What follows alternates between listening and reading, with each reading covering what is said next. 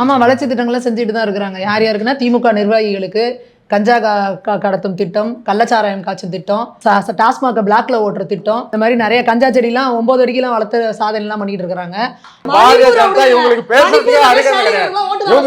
பெண்கள் எவ்வளவு பெரிய பொறுப்புல எல்லாம் இருந்திருக்காங்க அப்படின்றதுக்குலாம் எல்லாம் இங்க உதாரணம் இருக்கு. இன்னைக்கு இந்த திராவிட மாடலோட சாதனை என்ன அப்படின்னா, ஒரு ஸ்டூடியோல வந்து 2 பெண்கள் உட்கார்ந்து பேசுறதே உங்களுக்கு பெரிய சாதனையா இருக்கு.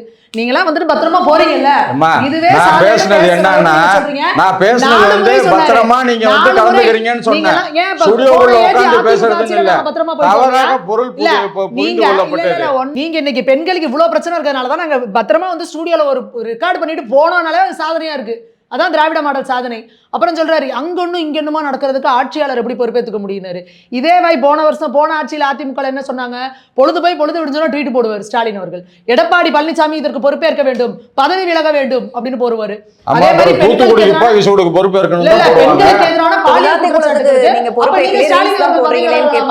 அவர் சொல்றாரு, ஸ்டாலின் பேய்கள் அரசாண்டால் பிணந்தின்னும் சாத்திரங்கள்னு பதிவு போடுறாரு. அப்ப யாரு ஆட்சி பண்றீங்க?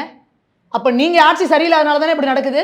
இவர் என்ன நடவடிக்கை அப்படின்னா, உச்சபட்ச நடவடிக்கை என்னன்னா, ரொம்ப பிரச்சனையாகுது, மக்கள் கொந்தளிப்பா இருக்காங்கன்னா, தம்பி கேமரா ஆன் பண்ணு அப்படின்னு கேமரா முன்னாடி உட்காந்து 1 நிமிஷம் வீடியோ போட்டாரு அப்படின்னா, நடவடிக்கை எடுத்துட்டேன் போப்பா அப்படிங்கிற லெவல்ல இருக்கு. சென்ற ஆட்சியை விட இப்ப வந்து ரொம்ப கம்மியா தான் குற்றங்கள் நடக்குது. இல்ல, அதான் சொல்றேன், பல இடங்கள்ல காவல்துறையில போய் கம்ப்ளைண்ட் கொடுத்தா கம்ப்ளைண்டே வாங்குறது இல்லம்மா.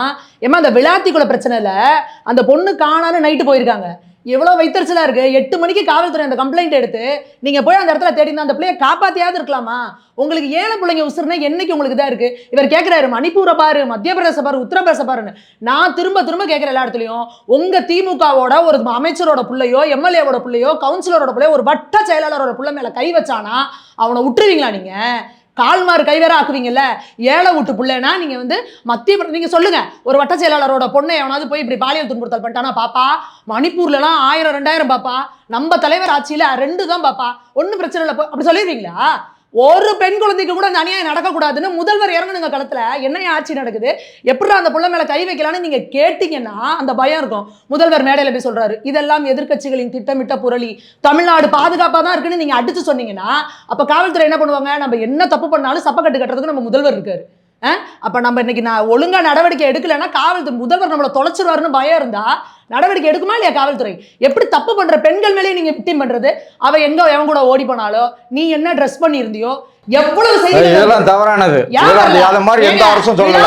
இது தேவையில்லாத விஷயம். இந்த மாதிரி ஒரு இந்த மாதிரி நடக்கல. இது தேவையில்லாத. நீங்க இப்ப சோஷியல் மீடியா பாக்குறது, மணிப்பூர்ல பெண்களை பாதுகாக்க தவறிய பாரதிய ஜனதா இவங்களுக்கு பேசுறதுக்கு அருகதை கிடையாது. இவங்களுக்கு பேசுறதுக்கு அருகதை கிடையாது. மணிப்பூரை போய் பார்த்துட்டு பேசணும். தமிழ்நாடு எவ்வளவு பாதுகாப்பா இருக்குன்னு பார்க்கணும். தேவையில்லாத கதையை கதை திரிக்க கூடாது. சம்பவத்தை பேசணும், கதை திரிக்க கூடாது. யாருங்க கதை திரிச்சா? இங்க பாருங்க, தமிழக மக்களுக்கு இன்னைக்கு நான் நேரா சொல்றேன், பெண்ணா இருந்து பெண்ணை கொச்சப்படுத்த கூடாது. இதுதான் இன்னைக்கு திமுகவோட திமிர்தட்டமா இருக்கு. இவங்க என்ன நினைக்கிறாங்க, அண்டா குண்டா கொடுத்துட்டு 1000 ரூபாய் பணம் கொடுத்துட்டா இவங்க எல்லாம் ஓட்டு போட போறாங்க.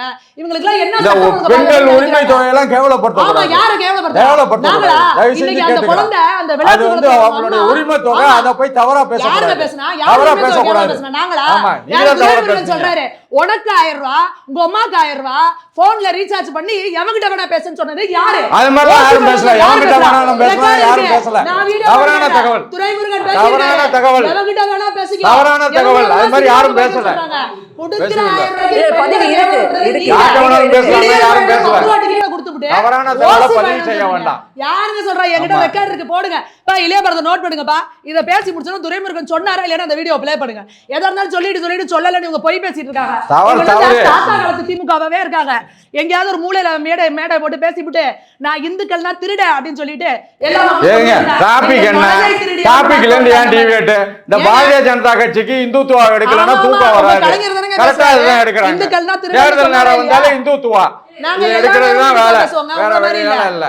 ஆமா, வளர்ச்சி திட்டங்களை செஞ்சுட்டு தான் இருக்கிறாங்க. யார் யாருக்குன்னா, திமுக நிர்வாகிகளுக்கு கஞ்சா கடத்தும் திட்டம், கள்ளச்சாராயம் காய்ச்சும் திட்டம், டாஸ்மாக பிளாக்ல ஓட்டுற திட்டம், இந்த மாதிரி நிறைய கஞ்சா செடிலாம் 9 வரைக்கும் வளர்த்த சாதனைலாம் பண்ணிட்டு இருக்கிறாங்க. அது மட்டும் கிடையாது, உலக வரலாற்றிலேயே முதல் முறையா ஜெயிலில் 1.5 வருஷம் இருந்தவர் வந்து இலாக்கா இல்லாத மந்திரியா உட்கார வச்சிருந்த பெரிய சாதனை அந்த திராவிட மாதர் சாதனை தான் நடக்கும். அதே போல யார் அந்த சாருன்னு கேட்ட கேள்விக்கு இப்போ வரைக்கும் பதிலே கிடையாது. கிட்ட ஞானசேகரனை தண்டிச்சுட்டோங்கிறாங்க. இதுக்கு மேல ஒரு பெரிய தலை இருக்கு. அந்த பெரிய தலை யாரு? அந்த அண்ணா யூனிவர்சிட்டியில நீங்க முடிச்சிருப்பீங்க. நீங்க அண்ணா யூனிவர்சிட்டியில அந்த அவன் வந்து 8 வருடங்களுக்கு மேல அதுக்குள்ள போயிட்டு வந்திருக்கான். காவல்துறை யூனிஃபார்மோட போயிருக்கிறான். அவங்க கையில வாக்கி டாக்கி இருந்திருக்கு. யார் கொடுத்தது? இதெல்லாம் விசாரிச்சிங்களா? அந்த குழந்தை சொல்லுது அவர் பேசுறப்ப யார் ஒரு சார்னு ஒரு தட்ட பேசினாருன்னு சொல்லிட்டு. நீங்க அந்த குழந்தையோட தகவலை வெளியிட்டது எதுக்கு தெரியுமா? அண்ணா யூனிவர்சிட்டியில இந்த பொண்ணு மாதிரி இன்னும் 100 பெண்கள் இது மாதிரி ஏன்னா நடந்திருக்காங்க, சான்ஸ் இருக்கு. ஏன்னா 8 வருஷம் உள்ள போயிட்டு வந்துருக்கான். அப்போ இது மாதிரி ஒரு புற்றீசல் மாதிரி கிளம்பிடக்கூடாதுன்னு இந்த மாதிரி கம்ப்ளைண்ட் கொடுக்குறவங்களுக்கு மிரட்டல் என்னன்னா, அந்த பொண்ணோட எஃப்ஐஆர் வெளியிடுறீங்க. உச்சபட்ச அயோக்கியத்தனம். அந்த பொண்ணோட பேரு, அட்ரஸ், போன் நம்பரோட வெளியிட்டீங்க. என்ன மன்னிப்பு கெடுத்தீங்க? யார் நடவடிக்கை எடுத்தா? முதல்வர் பதவி விலகி இருக்கணுங்க அன்னைக்கே. இதுல இன்னொரு செய்தியும் இருக்குங்க. அதாவது அந்த பல்கலைக்கழக பிரச்சனை வந்த உடனேயே குற்றச்சாட்டு வந்து அரசு பங்கெடுத்திருக்கிற அமைச்சர்கள் மீதும் வருது. அது பொய்யான குற்றச்சாட்டா கூட இருந்து அதிமுக மாதிரியான கட்சிகள் மேல்முறையீடு போய் ஒரு நிமிஷம் நான் சொல்றேன். ஒரு குற்றச்சாட்டு வருது. இந்த குற்றச்சாட்டு வந்து ஆளுகிற அமைச்சர் மேலேயே வந்த பிறகு ஒரு சரியான முதலமைச்சர் என்ன முடிவு எடுக்கணும்னா, நம்ம கண்ட்ரோல்லேயே இருக்கிற போலீஸ் விசாரிச்சு, நம்ம கண்ட்ரோல்லேயே இருக்கிற அரசு வழக்கறிஞர் வாதாடி இந்த இதில் தீர்ப்பு வந்தால் நேர்மையானதாக இருக்காது. அதை கண்டிப்பாக ஒரு தேர்ட் ஏஜென்சி விசாரிக்கணும். ஏன்னா குற்றச்சாட்டே உங்கள் மேலே.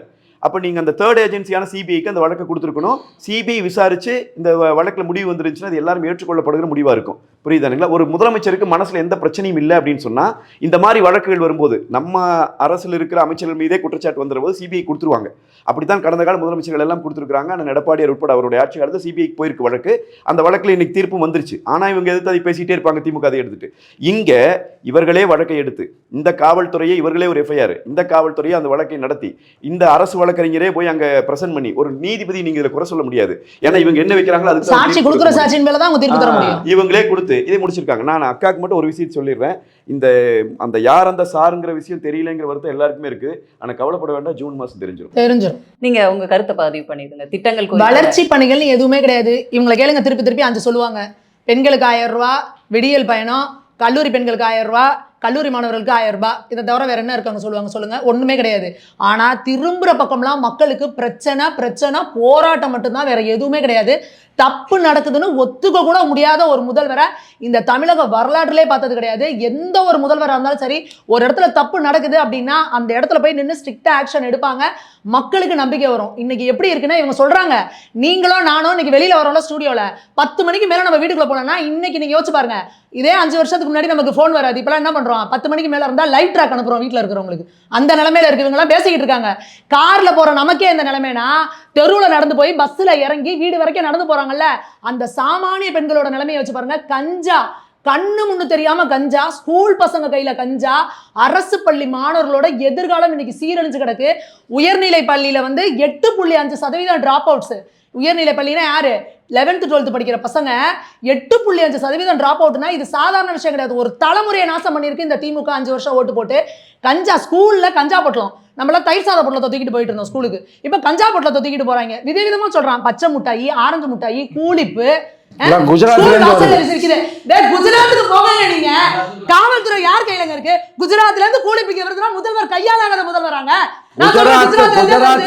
குஜராத்ல இருந்து வருதுன்னா எடப்பாடியார் ஆட்சியில குஜராத்ல இருந்து வரலையா? ஏங்க உங்க ஆட்சியில இருந்து போவது? அப்ப எடப்பாடியார் வந்து காவல்துறையை கரெக்டா வச்சிருந்தாரு. நீங்க காவல்துறையை சரியா வச்சுக்க முடியல. குஜராத்ல இருந்து கஞ்சா கடத்துறாங்களா?